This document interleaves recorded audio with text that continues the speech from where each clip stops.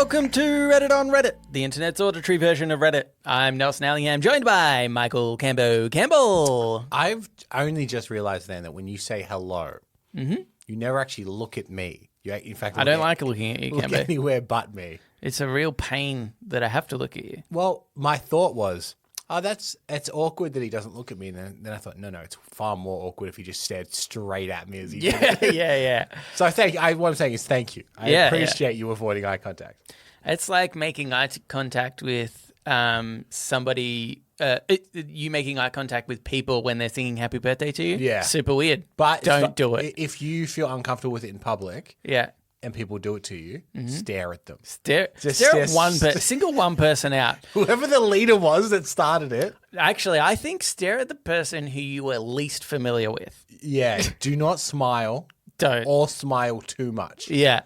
But as soon as it's over, then smile heaps and be really happy about it. Like, confuse people with your reaction is what I'm saying. Yeah. Or, I think, again, throw it back at them. As soon as they, happy birthday to you, you go, yeah, again. Oh, yeah, that's good. But with less enthusiasm, say, again. Yes, sir. Okay. Happy birthday to... Anywho, let's get into it, Cambo. This first Reddit on Reddit was cross-posted to us by Binky Bink Bonk, and it was in the subreddit Hypothetical Situation, but it was originally by Far Highlight 7070. Pressing this button will immediately win you $1 million. Then all the current men in the world will instantly turn into women, and all the current women will instantly turn into men, with sex referring to biological sex. Also, you can only press this button once a year, which is crazy. I thought it was just a once-off thing. Yeah, would you switch every gender? Let's just say I thought being a woman was the worst thing that could happen to me. Which worse things could happen. Yep. Not many, though. Am I right, Cambo? Then if I had the ability to just turn it back a year later anyway for another million, like, come on. Oh, yeah. This is the easiest button. The once-a-year button makes this far more palatable. Let's say for eternity. Because, yeah, if you press the button once and get $1 million and switch everyone, then I would say no. I wouldn't do that. Oh, okay. Yeah. Well, because, like, think of all the people who are in power. They're all men. We don't want them winning. But, like, I'm sure that there are people in which their sexual identity and gender is really important to them. No, this is about, like... I understand what they're saying. But, like, imagine if you had transitioned. And then the switch would just send you back. Yeah, I guess. So if you've spent 10 years slowly because transitioning takes a long time. And you've transitioned back, and then it's like one press of a button and you've defaulted back.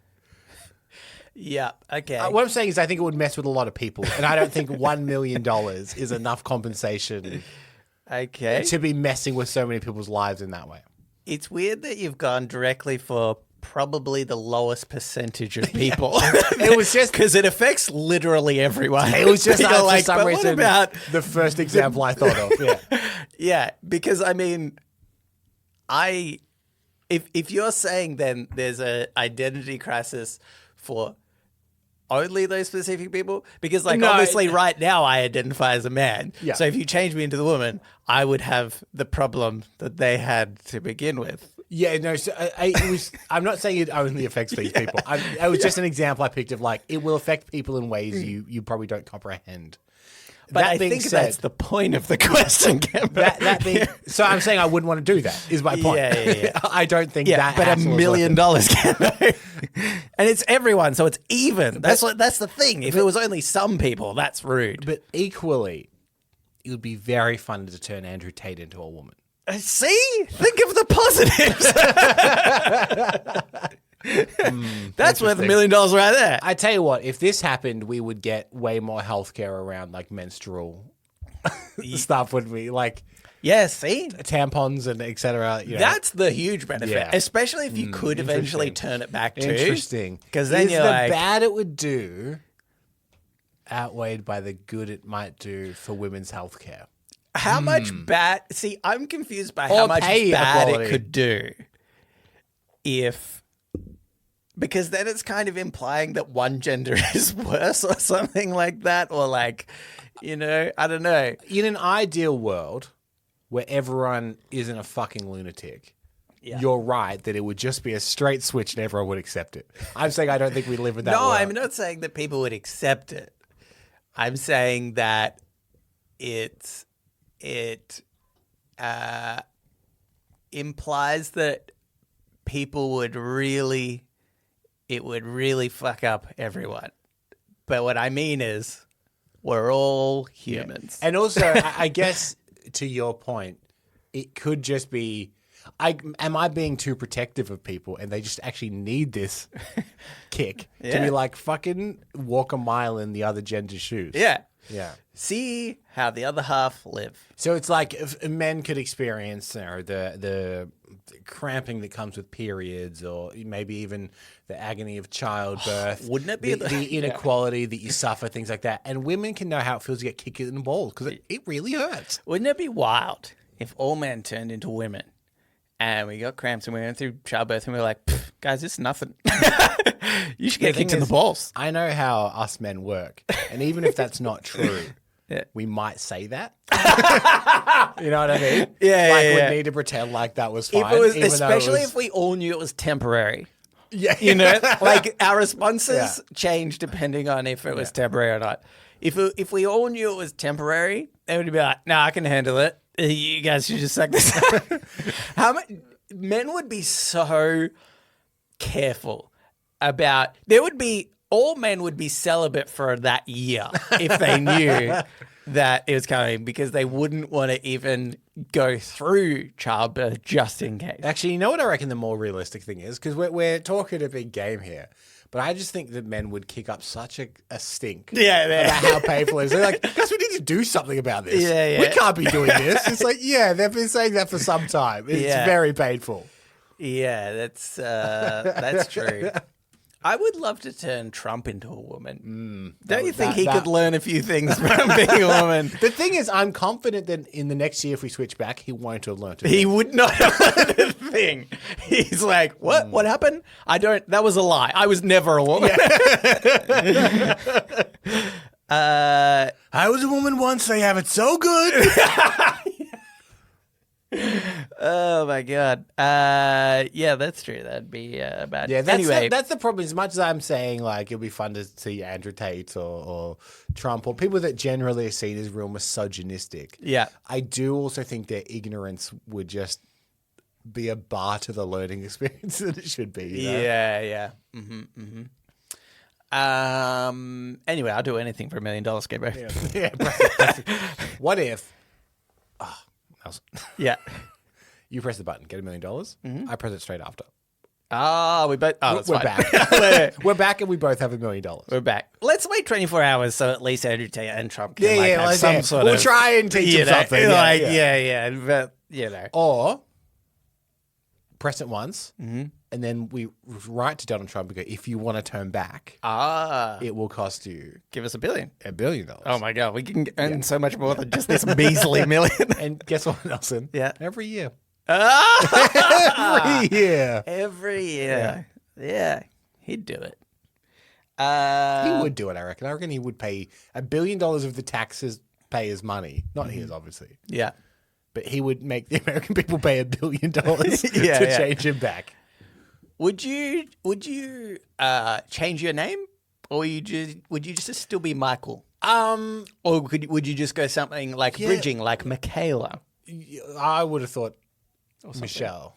Or Michelle? I don't know. Because like Michelle is just the French version of Michael. Like there's a masculine version of that, regardless. But if everyone's changing genders, do we just go, all right, name swap? Like, these are now feminine names and these are now masculine names. Yeah. Get used to it. Yeah. And from now on, just in case, just everyone just do a neutral name like Ash. I think, I think it would be good, actually, for that reason of separating what is a gendered name or not. Because, like, really, that is kind of arbitrary in itself, isn't it? Yeah. The fact that we're like, no, Marys have to be women. Yeah. What if I want to be a Mary? Yeah. Cambo. But still a man, identify as a man, but have the name Mary. You just couldn't.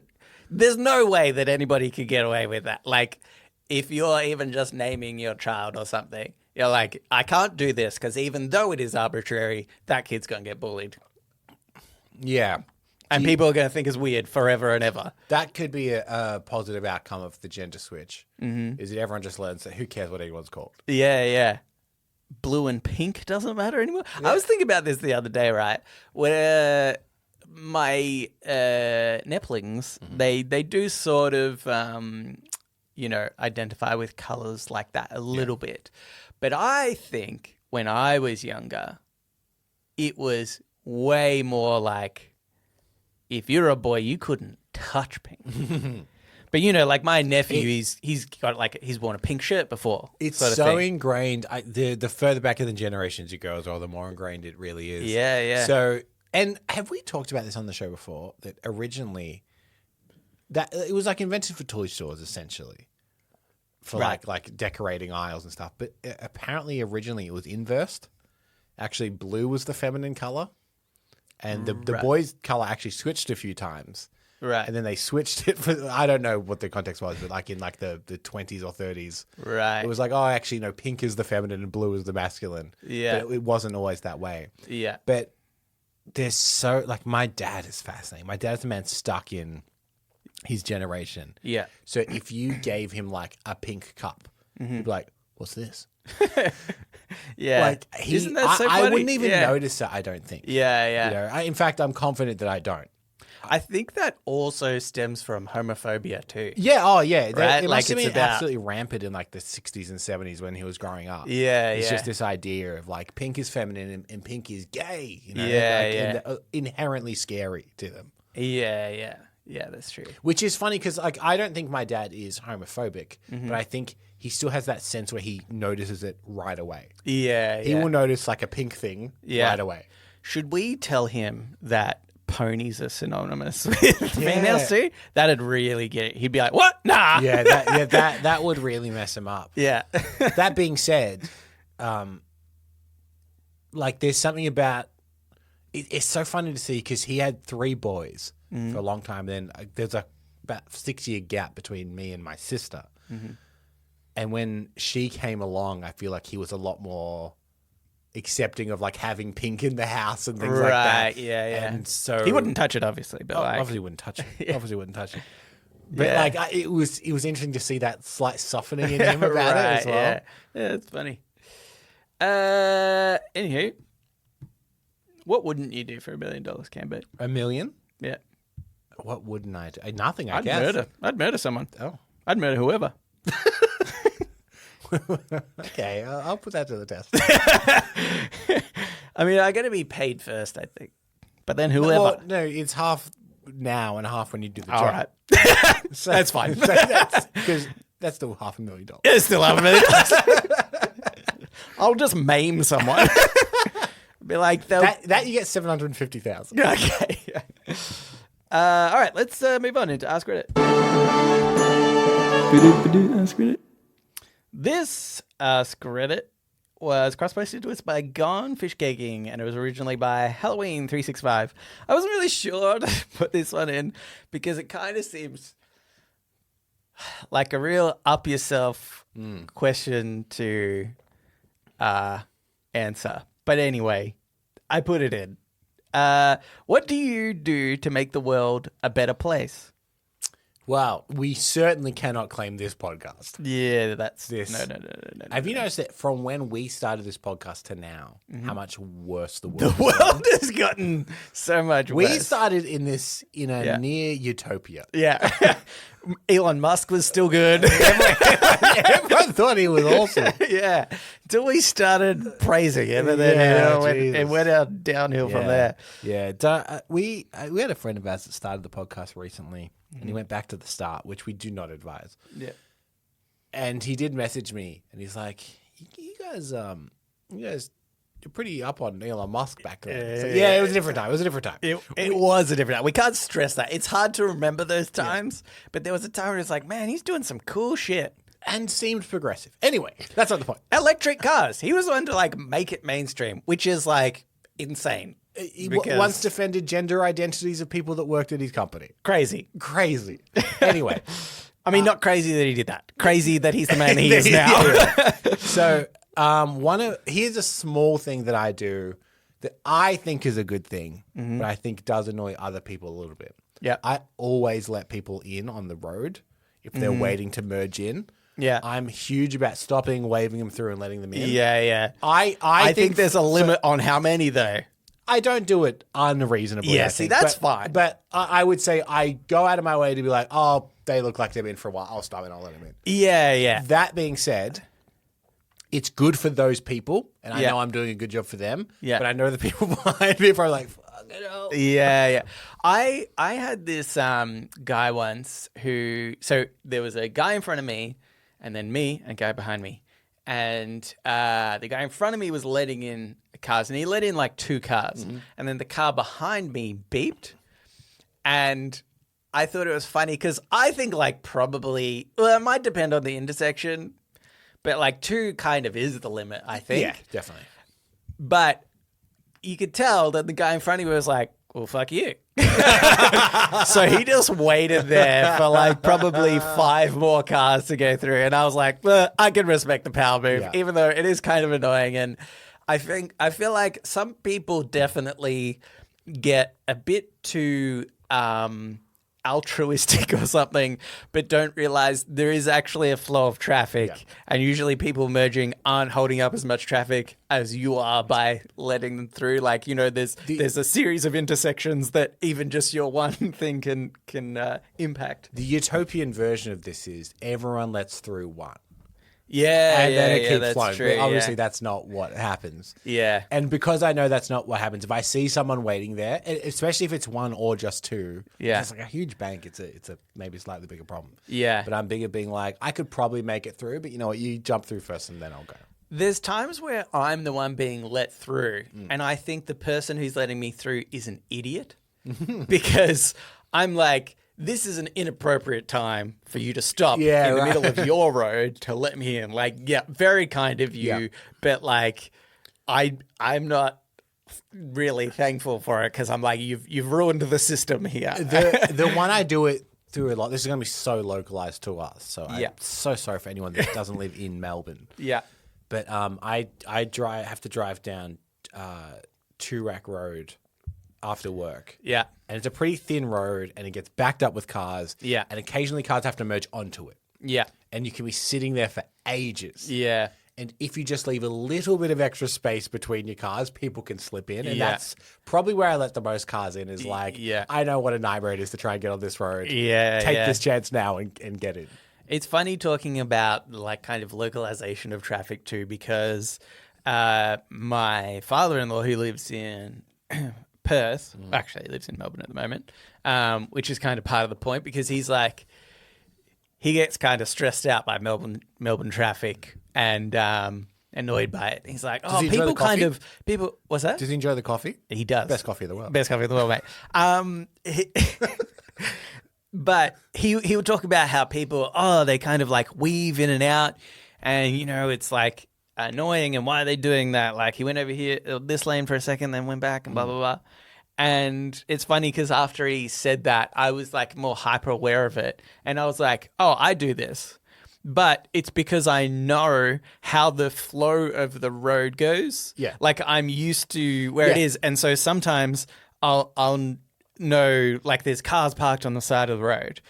And so I'll know that that's coming up. So I'll merge across. And then when I'm past that sort of area where the car's parked, I move back. Yeah. And like I'm just sort of aware of this because it does actually make the traffic flow better if you know where those things are. But I can imagine to a foreigner, so to speak, was here and didn't sort of understand nuances that they can see it as like chaotic and stupid, whatever. But yeah, it's Yeah, interesting. especially because we have a lot of tram tracks as well, so people try and avoid the tram tracks if they can. But Yeah. then if you've got a 2-lane road and then there's a clear way that sometimes becomes parking, Yeah. you are going from the tram track out, then back in. Yeah, Yeah. you're There's a right. lot of like necessary To the leaving. untrained eye. Yeah. And I wouldn't dare say simpleton, Nelson. Yeah, That's yeah, your yeah. words. yeah. Yeah, you're right. It probably seems like they're like, what are they doing? Yeah. I thought I would read a comment that we got on the cross post by that Catholic Tidder, which is interesting. That one, we have a Catholic that listens to our show. Yeah. Anyway, when I'm out in public doing my groceries or whatever, if I see someone that looks cool or I see that they put effort into their outfit, etc., I go up to them and tell them. It could be something they're wearing, their hair, makeup, etc. I just feel like they probably put in a lot of effort to try and look nice and feel good about themselves, and they deserve to get a compliment for it. I'm incredibly self-conscious about my own appearance while I'm out, and when people randomly tell me I look nice, it really helps me feel a lot better and boosts my mood and confidence. So that's why I do it for other people, because you never know what someone may be going through, and a simple compliment may just be the one thing that gets that person through their day. Yeah, that's nice. I try and if I have noticed something that someone's wearing, I'll try and point it out to them. I notice that what I do, because I do this too, but kind of not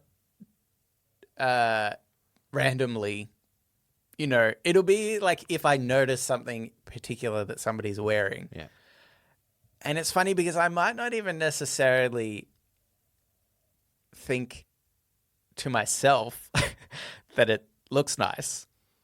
I mean, I'm so indifferent about fashion in general, so it's not that I ever look at something and I'm like, that's insane. I mean, occasionally, but but normally if I'm like, oh, I've identified this person's shoes, then I'm like, I'm going to say something about it. Because if I notice it, they are probably aware of their cool style in shoe, and therefore, by just mentioning, they're like, thank you. I specifically bought these because of the unique style or whatever. I found that has sometimes backfired on me in that, like, I do the same. If I know specifically what they're wearing, I will try and specifically be like, hey, I really like this. And I had this guy come into work once, and he was wearing a denim jacket. Mm-hmm. He was wearing this particular kind of Levi's denim jacket. Type 2. Mm-hmm. And he came in and was like, great jacket. I was like, you don't see a type 2 much, but I appreciate it. He's like, what are you talking about? Yeah. I was like, oh, I went too specific. If you did that to me, I'd be like, I have no idea what you're talking about, Cambo. But it's such a specific item. I was like, oh, it's like something you would look for because it's uncommon. Yeah. Like the regular kind of denim jacket's called type 3. It's the one you see everywhere. Yeah. So when you see a different cut of it, I'm like, oh, you must have looked for that.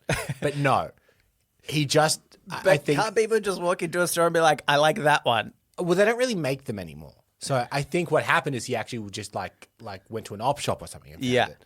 But I thought like, oh, I recognized the type it was, thought, oh, he's into it. I'll call it out. And he's like, I have no idea what You could have said, no idea what you're talking about. Type 2, you're poor. Have to go shopping at an op shop, do you?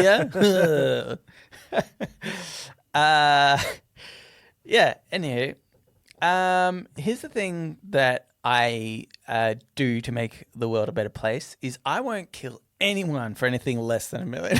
Yeah, but you will maim for 750. I'll maim for 750. That's nothing. Okay. I don't think I really do much. Like, if I'm being honest, just let people merge in traffic. It's not that big. I think about the things, like, yeah, I do that too. But what I think about the ways in which I'm hurting the world more. And, like, that's significant. Like, just as a regular. I think about the using show. ChatGPT, for example. Using ChatGPT, we know how much energy consumption that is. Yeah. It's insane. Yeah. Do you know? Especially when you're looking up something so inconsequential. I read a small clip of an article the other day about saying how much does it cost ChatGPT for people to say please and thank you, and Sam Altman was like, it's like tens of millions of dollars. That's sort of assuming that people say, write the prompt and then afterwards say, please, or thanks. Because you would imagine if it's in the prompt, why is it costing so much money to be polite? But anyway, so that's just like one small thing, I guess. But I always think about the TV show The Good Place, how the spoilers, they talk about nobody actually goes to the good place because the scoring system for being a good person doesn't exist anymore, because at one point in history, somebody would go out, pick flowers for their mum, they get good points. But now you buy flowers that have all these different consequences because it has a carbon footprint. Yeah. It's, the seeds have been sourced unethically, or what, just all these different things. And I sort of think that's true. Like, no one is living a net positive life at the moment. A lot of it's about intent. You're not trying to do negative. Yeah, that's right. You're just inconsequentially doing it. I'm not a bad person at heart. Most people aren't a bad person at heart, but it's kind of the point that you are not making the world a better place, though. I think you're not actively being bad necessarily, but kind of you're not actively being good in the same way of offsetting that. Can I be honest with you? I don't think Halloween 365 was actually looking for ways that you were actually making the world a better place. Yeah, no, I don't think they were. What I'm saying is, don't try. Okay. It's pointless trying. That's your Easter message, is it? Think about how much... I give blood, for example. Mm-hmm. Yeah, it's actually so bad. We both give blood. Mm-hmm.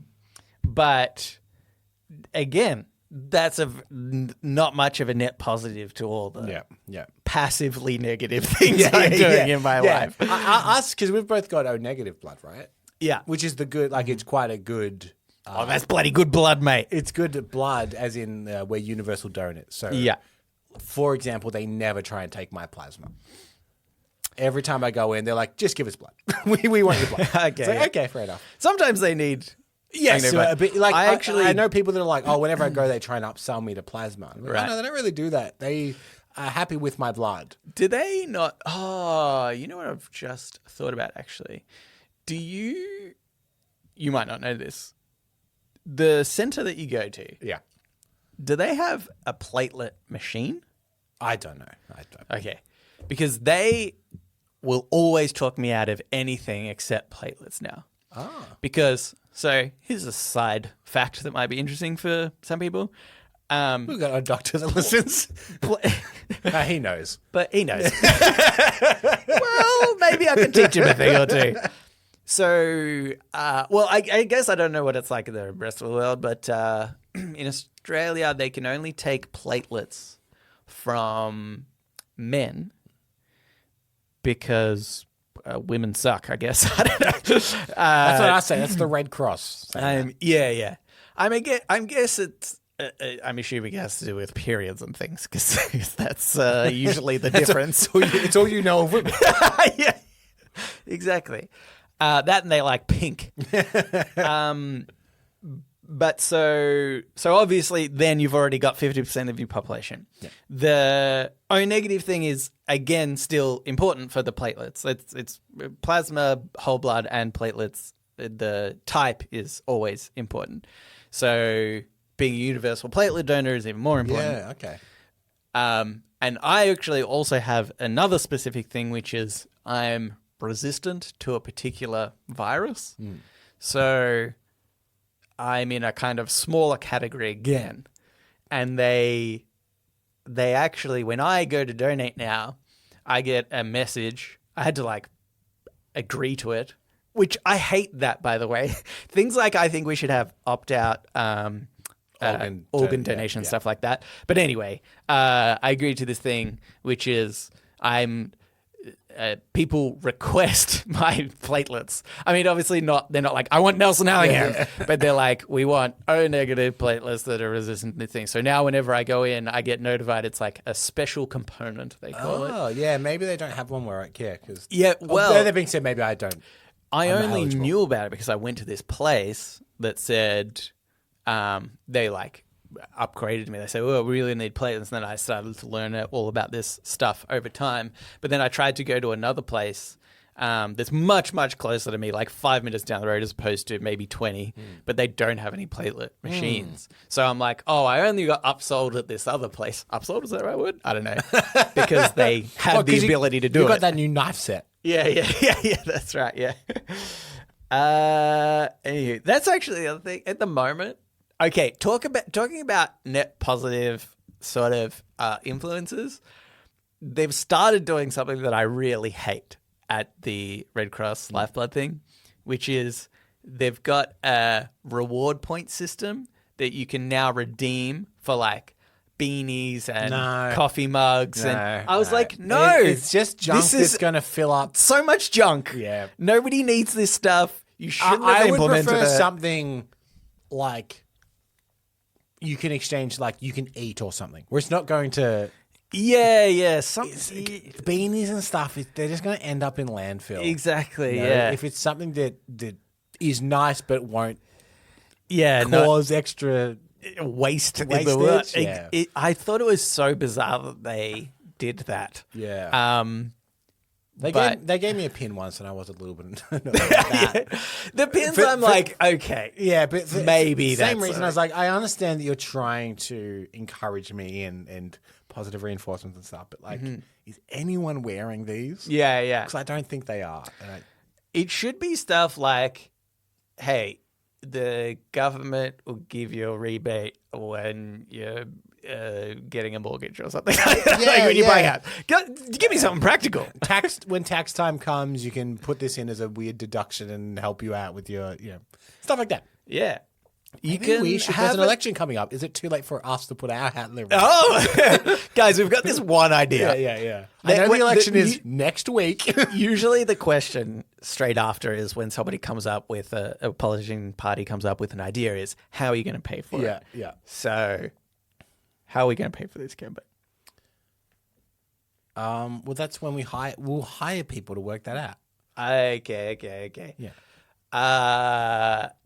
I was thinking we could sell some like beanies and cups and stuff to people to kind of offset. Yeah. And sourcing them internationally, I'd assume. Yeah. It's cheaper that way. Yeah. Slave labor if we can. Like children, if it's available. Yeah. Anywho. All right, that was a really long question.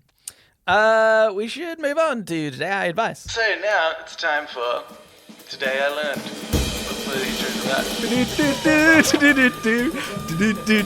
Today I learned. And also sometimes advice. This Today I Learned was cross-posted to us by Waves of Misery, but it was originally by Ripping Legos. Today I learned that airline pilots routinely fall asleep mid-flight, and in one shocking study, 16% admitted that they had woken up only to find their co-pilot asleep too. Do you know what this makes me think? Mm-hmm. That is actually kind of fine. Yeah. That's honestly what I thought too. And I don't want to devalue what pilots do because I don't understand it. Yeah. But from what I had kind of ascertained is the landing and the takeoff are the really critical bits. Yeah. Mm-hmm. Once you're in flight with autopilot on, you're there in case stuff is going sideways or whatever, in which I would assume there would be alarm systems and such for. Yeah. It's funny that you say that. I wish I had have kept the comment. I read a couple of comments under here. But one person said, oh, my dad or somebody, uncle, someone they knew was a pilot. Mm. And they said it's like 5 minutes of terror followed by hours of mind-numbing boring, mind-numbing boredom, mind-numbing boredom. Yep, and then followed by another 5 minutes of terror.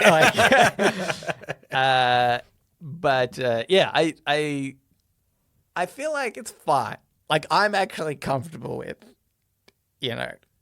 people just not worried about. Yeah, I thought there was a small cabin like up above that crew and pilots and stuff. Like, you're supposed to go separately. Yeah. But like it's designed for like, you need to sleep during a transit. Yeah. Like there's, that's right. I know there's been some stuff that's come out in the past for pilots that are taking like no-dose tablets and stuff and working like double shifts and things like that. And I feel like that's a little bit more terrifying. Like I would prefer for them to get their sleep during the flight than trying to stay awake. Yeah. Because those 5 minutes of terror either end, I want you to be paying attention to. When you're up high enough that the risk of slamming into stuff is way less than it is closer to the ground. Yeah. Yeah, do it then. Yeah, do it. Have a sleep then. It's kind of like sometimes you get the like products where they're like, oh, this will kill 98% of bacteria on your board or your chopping board and stuff. Yeah. It's like, I reckon that what you're saying is probably true, but what you're saying is probably also like a lot of that bacteria is probably actually fine. Yeah. It's totally harmless. This will claim 98% of totally harmless bacteria. Yeah, exactly. And I think it's... The 2% is really dangerous. We can't get it. We've tried. Similar to this. Maybe that 16%, that's a little bit riskier of like, oh, I accidentally fell asleep when they did. Yeah. But largely, I think that they probably have redundancy for this. Yeah. That's right. I actually changed this stat because the console goes, psst, hey, psst, wake up. Yeah. Psst. I think that it's AI now that does that. Yeah. It monitors the pilot sleeping. This person originally put that it was 43%, and then I read the comments, and people were like, oh, this person misread the article. It's actually only 16%. Apparently, the 43% was that 43% of pilots considered it an issue that this happened, which I thought was interesting. Yeah, that is kind of interesting. It's like, which means that kind of the majority agree with us. So wait, is that 43% of pilots agree that the 16% that have slept when their co-pilot has is an issue, or sleeping is an issue? No, I wish I had written because this if comment down properly. 43% of them go, hey, 16% of pilots asleep when their co-pilots do, that's an issue. You know what? I would agree with that. I've just totally remembered exactly what it is. It's actually 43% believe that tiredness affects their ability. Okay, yeah. To function. This is nothing. Which is a small... Well, it's not small, but it's the lower percentage. Yeah. Which is interesting. Yeah. Because then it's really the majority are like, it's fine. That makes me think then that 43% are some of those are a part of the 16% where they've both lost sleep. Because they're saying, I get affected by tiredness, so I need to have a nap in the sky. Yeah. And if my co-pilot falls asleep too, they also need to because it affects them. Yeah. Anyway. Yeah, I guess so. The majority is saying, like, even if I don't nap, I'm still fine to land. Yeah. Yeah. Okay. I will say that there's been some, especially in the United States recently, some air traffic accidents. Yeah. Increasingly so. But none of them seem to be like related to sleep deprivation. It seems to be like bad manufacturing of planes, bad communications from towers. Yeah. It happens when you cut a lot of the workforce. I disagree, Nelson. Okay. All right, let's get into shower thoughts. Shower thoughts, shower thoughts, shower thoughts, shower thoughts. This shower thought was cross-posted to us by Gone Fish Caking, but it was originally by Crocodile Banger. Will we go to classic car shows in 40 years and be like, oh, nice, a 2022 Camry? Here's the thing. Yeah. We're not car people, really. I don't know if in 40 years I saw a car that was now admired, I'd be like, oh, look at that cool car. Well, I would say... Look at that. Morgan. I know Morgan is a collector's car. Is it? Yeah. My uncle's got two of them. That rich bastard. I would say that the car they picked in this example, while funny, is probably not accurate. Because if I saw like an Aston Martin from the early 60s, I'd probably be like, oh, that's a nice car. Yeah. But if I saw a run-of-the-mill sedan that people were driving around, yeah, it probably wouldn't be. Yeah. It's like, it's a classic old car. It's not just an old car. Okay, 40 years is too soon. What in 400 years? Do you reckon people are like, Oh yeah, if I look at saw that Camry? yeah, because then it'll just be historically interesting. Yeah, yeah. Like, oh, this is what people got around with. It doesn't before even fly. Before we took that pill that just transports us wherever we want. Yeah, yeah. Oh, pill. Oh my God, Cambe. Have you just thought of something here that scientists around the world hasn't thought about? That teleportation could actually be in pill form. Yeah. No one has ever. Everybody thinks that there needs to be a portal door on one side and the other. You're just like, take a pill. Take a pill. We should- Guys, it's not that hard. We need to contact some people. Tell What them, else- guys, you haven't considered pills. What else do you want me to solve? Chuck something at me and I'll solve it. What? How does the pill? No. Chuck another problem at me and I'll solve it. Okay, here's the problem. Yeah. You've identified how to teleport. Yeah. Using pills. Yeah. But like, how do you know where you're going? It's a different pill.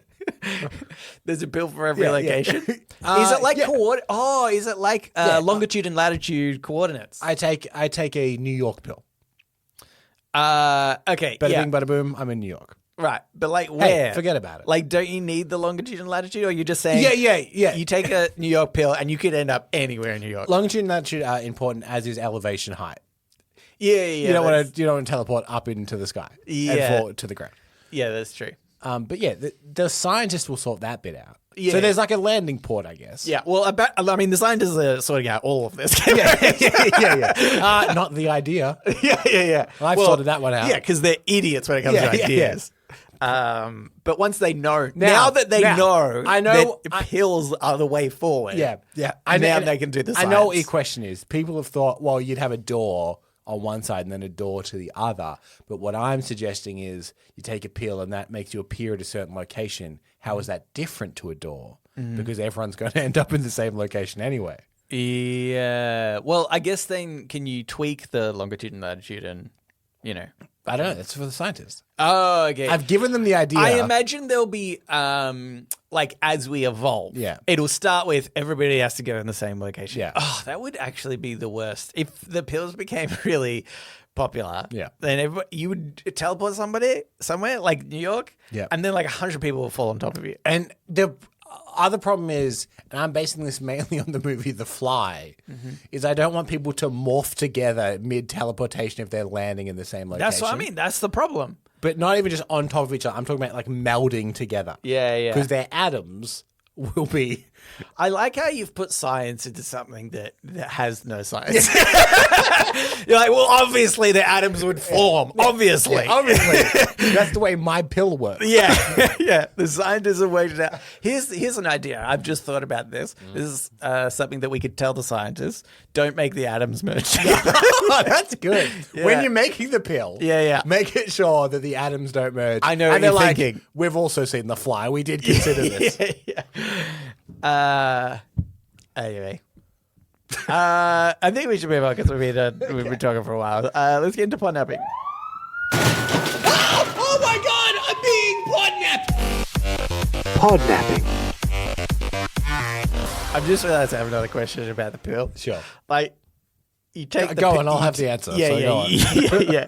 You take the pill. Yeah. What? Like, do I have to wait until I've digested this pill, or like? Yeah. No, you need to be ready to go.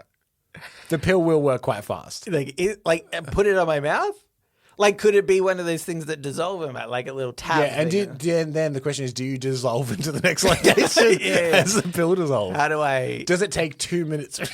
Do I pop in and pop out, or am I slowly recreating? I had imagined it as a pop in, pop out situation. Okay. But you're right, pills dissolve. Yeah. So maybe you do slowly over a few minutes teleport to a different location. Yeah. You just disappear a And little bit. it's excruciating. Okay. At first, we'll work that They'll out. work that out. Yeah, we'll work that Yeah. A lot of mice will go through a lot of pain, basically. That's what we're saying.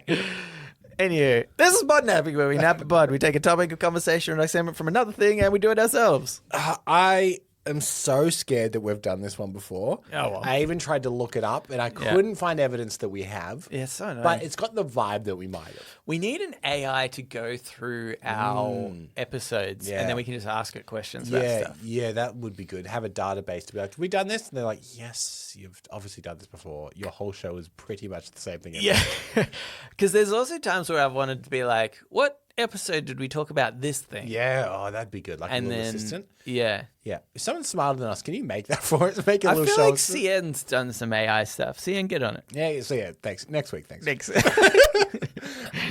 So there is a televisual program called Inside the Actors Studio. Yes. James Lipton will interview actors. Mm-hmm.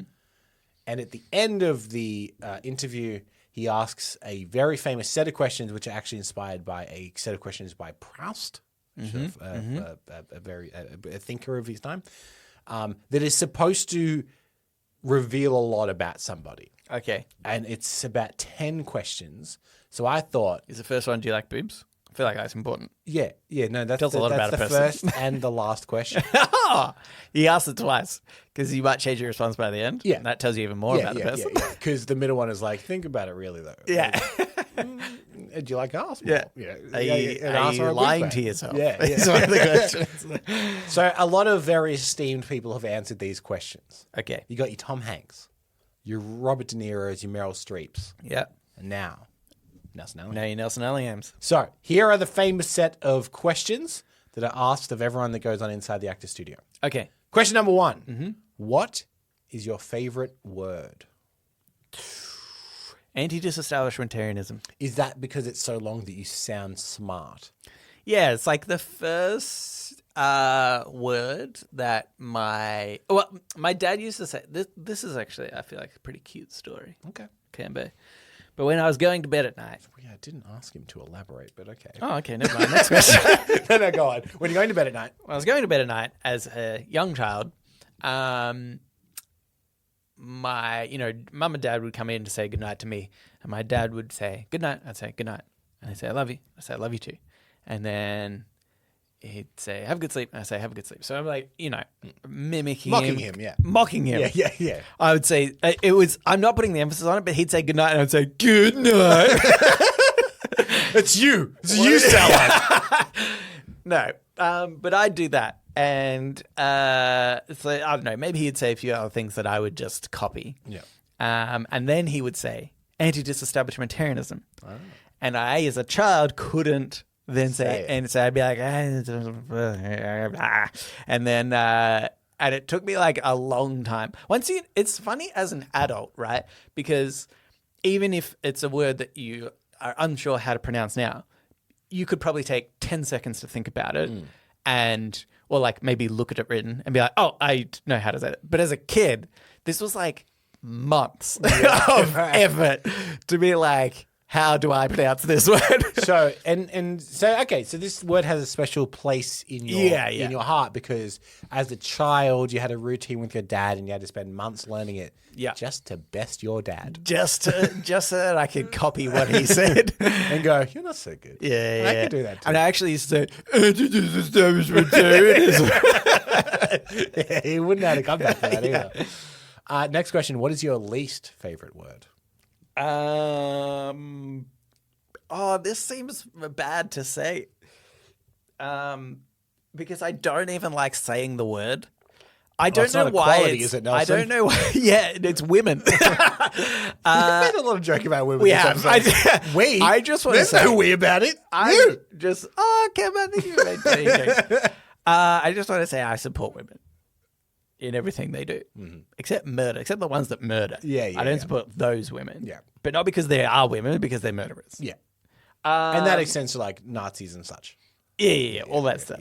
Yeah. Racists. Shoplifters, though, I'm like, that's fine. That's fine. It's not too. That's not too bad. We don't own a shop, so largely it doesn't affect us. If I ever own a shop, wait, I wouldn't support shoplifting women at all. Anywho, what was I saying? Oh yeah, Your least favorite word. And I've even said this word in the past, and every time I say it, Yeah. I feel like a bit dirty saying it. It's the word faggot. Yeah. Well, that's a slur, so you It's a shouldn't slur. feel good saying it. Well, yeah, of course. Yeah. Sorry. There's an obvious reason why I don't. It's not like I'm surprised. Not like moist or something. It's a very that loaded, people- hateful word. Yeah, because I mean, I remember as a child learning that word just means a pile of sticks. Sticks, yeah. So like it has a normal meaning behind it, I guess, but has only ever really in my lifetime been used as that slur. And for some reason, it just really, because I think it is the combination of the slur itself, but also a kind of like moist. You know, like I think the word itself sounds a bit gross. That word triggers people, like a reaction in people, just the way it sounds. Yeah, and I think that happens. So I think it's like the combination. Funnily enough, I feel the same about the slur, but I am moist indifferent. Yeah, I don't really care about moist. Yeah, no. Yeah, I apologize to people listening that do, because we've said it several times in a row. Yeah. But yeah, like it doesn't trigger whatever that reaction is in people that it tends to in me. Yeah. Yeah. Next question. What turns you on creatively, spiritually, or emotionally? So I just want to see if I could get something out of you there. If you're like joking, I'm like, oh, actually. Okay. Yeah. What turns you on creatively, spiritually, or emotionally? Turns me on creatively, spiritually, or emotionally. Yeah. Do you want an that's example of how people tend to think about this? Yeah, I think so. I think I know My answer for this would be what turns me on creatively is when you come up. This is more to do with like filming specifically, I guess, in my job. But if someone was like, "Geez, how are we going to do that?" That I love hearing that because then you get to break down. Oh, okay, this is going to be. We're going to have to think outside the box and come up with a really creative solution to do it. Right, Happened just the yeah. other day. Yeah. We realized that we've got an upcoming shoot. We want a big wide shot, but there's going to be other cameras in the thing. Yeah. And that was going to look kind of tacky. So I was like, okay, what we do is once we're finished filming, get everyone out, film just the background, and I can remove those cameras later, and then we won't have that issue anymore. Yeah. But it's like that thing of like, someone's like, oh, yeah, but we can't do that shot because this is going to be there. Right, yeah. It seemed like an issue, and then I got to solve it. Right, yeah. That creatively would turn me on. So it doesn't have to be creative. Right. It can be spiritual or emotionally, but it's what is something that turns something inside of you into like... I'm an emotional robot, Canberra, so nothing emotionally or spiritually. No, I mean, it's funny when you said that because I would consider this creative as well, although people would probably maybe consider it analytical. But, and genuinely, even though I'm kind of copying what you said, but I really have genuinely independently had this thought before, for when I'm working with data in Excel and, or anything, doesn't have to be Excel, but working with data, and somebody, is kind of like, they're like, we need to pull out and display this sort of information. And being able to kind of go in and do the programming along with that to get to the outcome that we're looking for. I find that really satisfying. And I think that is, it is actually creative. I think it can sort of be, from the outside looking in, I feel like some people can see that as a really like analytical, but to me, it's, you have to be creative to do this. I think programmers, I think if anybody has done any programming in their life, they actually understand that programming is kind of creative in a way. It's like, how do you, it's problem solving in an interesting way, because there's like often many, many different ways to program something. But part of it is finding one of those many solutions and then also kind of considering what is the least intensive on a system or something, like what's the quickest way that you can achieve this outcome. So, yeah, I guess it's something like that. Okay. Well, yeah, I think that's a solid answer. And you didn't just copy me. Yeah, it was pretty close. I just realized we're going to have to blow through these. There's a few more left. Okay. What turns you off? Women. I'm sorry. I was just there. It was lying there, so I had to say it. No. What turns me off?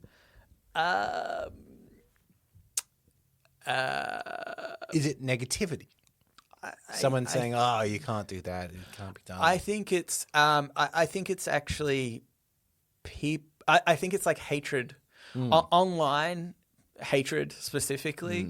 I really hate. Even if I agree with this, I think I've mentioned this before when I kind of said that I got off Reddit. I only go on Reddit for this show notes now because it was, even if it's negativity or hate that I kind of agree with. What I mean by that is I remember seeing a post about somebody dumpstering on an anti-vaxxer, and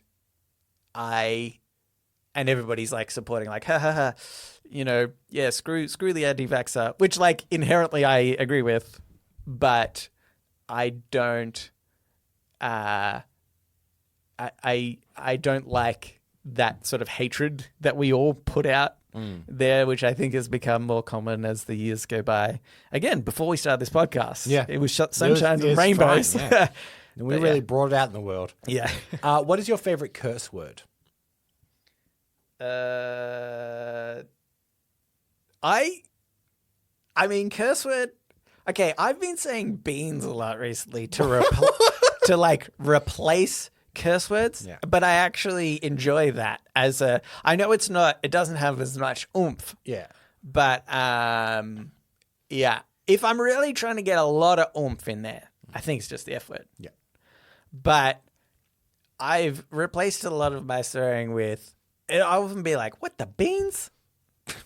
It's satisfying to say. Would you ever drop a drats? No. Like if some rascally kids got away from me, go, drats. I was not alive in the 1960s. Beans. I don't know what. Do you know where I got beans from? I didn't realize where I got beans from, and embarrassingly, I've copied it off a podcaster. It's actually one of the McElroy brothers, Justin McElroy. Really? Okay. Inserts beans a lot, and I've just which is the without one, knowing. Which is the one that I met? Travis. Okay. He's the worst of the McElroy. Oh, no. He seemed nice enough. No, he's a nice dude. And funnily enough, I think I remember telling you when he was in that scenario of, I would say, less talented podcasters. No offense, Campo. No. I know where I said. I feel like he really shined because I was like, oh, you're actually really good at kind of gelling with people and sort of understanding the flow and putting in your jokes and stuff. But when he is next to his brothers, I think, are even better than him. Okay, it kind of, anyway, he is very talented. So next to his brothers, he is the me. yeah. But next to me, he is his brothers. Yes. Okay, yeah, exactly. Okay. What sound or noise do you love? I love like popping sounds, I think. Stuff like that? Yeah, kind of like that. Do I? Or do you mean pop music? Yeah, Michael Jackson, the king of pop. Current pop sensation, Michael Jackson. No one is as good as Michael Jackson. Cambo, name one artist. One artist. Wrong. I think kind of popping sound or something like that, or sizzling maybe. Okay. Yeah, that accompanies smell often. Yes. Yeah. What sound or noise do you hate? Just like scratching on anyone that's not Michael Jackson. Even anyone that's not Michael Jackson. Yeah. Well, like when he's singing. I feel like him speaking normally is actually not good. Not good. No, but the noise of all those people that testified against him in that one court case as well. That's not as good to listen to. Yeah. What noise that I hate? Yeah, I think just the generic like. Yeah, scratching against a chalkboard. That sort of grating sound. I feel like less of an issue these days. Not many chalkboards around. No. Yeah. Occasionally there'll be a surface when you're like, it's that kind of surface. For me, it's sometimes you scrape your fork on a plate and it does that really high pitched. Oh yeah, that one sends a shiver down my Actually, that just reminded me, and I had said this on an episode not that long ago. But chewing sounds, just sometimes, will really get me. What profession other than your own would you like to attempt?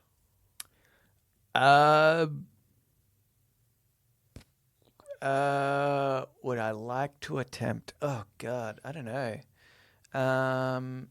I think I would maybe like to attempt something more physical.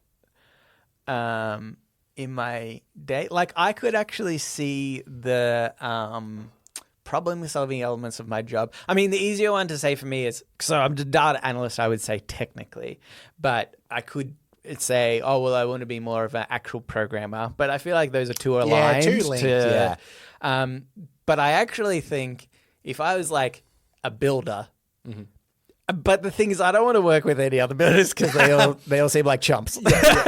You want like-minded builders. Yeah, exactly. You could talk about Dota 2 and et cetera. Exactly, stuff like that. Yeah. Because I think there would be that interesting problem-solving element of building like unique house, or maybe like even architecture or something like that. I think that could be interesting. Could you be a foreman? Yeah. Maybe a foreman again with only like-minded people that work for and around me. So, like, you want your other trader to come in and go, "Oh, g'day, Nelson. Oh, g'day. Did you go to gather round?" And you went, "Nah." And he goes, "Yeah, me neither." Yeah. That's what. So that's a football thing for people listening out of the country. What profession would you not like to do? Podcaster. Yeah. Fair enough. And the last one is, if heaven exists, what would you like to hear God say when you arrive at the pearly gates? This is for our Christian listener. Hey, it's okay. I didn't think that you were an atheist this whole time. I'll still give you everything you want. Yeah, no hard feelings. Yeah. Great. That's what I'd like to hear. Okay, now people will now know you more personally in depth. But actually, also, I'd like God to explain all the travesties in the world and why he does all the horrible things that happen, if he is in fact responsible for everything. Well, fair enough. Yeah. So you want to say to him, explain yourself. Explain yourself. Yeah, okay. Yeah. Cool. Is that it? It's some kind of rattling noise just coming to the end of the podcast. So let's wrap it up. Yes. I feel like it's too lower decibel. Hopefully. I'm hoping that. Anyway, so if you would like to write into us, you can do so Reddit podcast, READIT podcast at gmail.com. You can also reach us at our subreddit. You could cross-post to us if you want. And our Discord, the link is in the show notes. We'd appreciate it if you could rate the show. I feel like it's been a while since people have rated the show. Let's do a rating bonanza. A rating bonanza! It's so crazy to rate the show. We can't actually describe it in words. You can only experience that for yourself when you do rate the show 5 stars. Anything less, you won't get that same experience. No. And you won't get the secret thing that happens. Oh, well, we can't talk about the secret thing that happens. Sorry, I shouldn't have mentioned it. Anyway, that's it. Thanks for listening, and we will read you later.